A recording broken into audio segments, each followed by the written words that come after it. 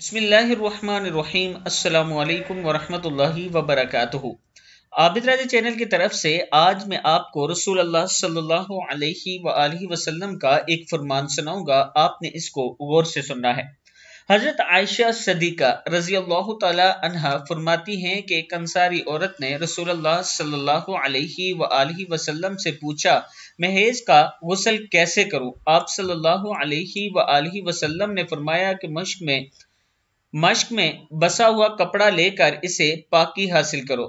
اس نے پوچھا، اس سے کس طرح پاکی حاصل کروں؟ آپ صلی اللہ علیہ وآلہ وسلم نے فرمایا، اس سے پاکی حاصل کرو۔ اس نے دوبارہ پوچھا کہ کس طرح؟ تو آپ صلی اللہ علیہ وآلہ وسلم نے فرمایا، سبحان اللہ، پاکی حاصل کرو۔ پھر میں نے اسے اپنی طرف کھینچ لیا۔ حضرت عائشہ صدیقہ فرماتی ہیں کہ پھر میں نے اسے اپنی طرف کھینچ لیا اور کہا کہ اسے خون لگی ہوئی جگہوں پر پھیر لیا کرو، یعنی گیلے کپڑے سے خون لگی ہوئی جگہوں پر پھیر کر اسے صاف کر لیا کرو اور پھر غسل کیا کرو۔ اس کا یہ مقصد ہے۔ کتاب کا حوالہ یہ نیچے موجود ہے، آپ دیکھ سکتے ہیں۔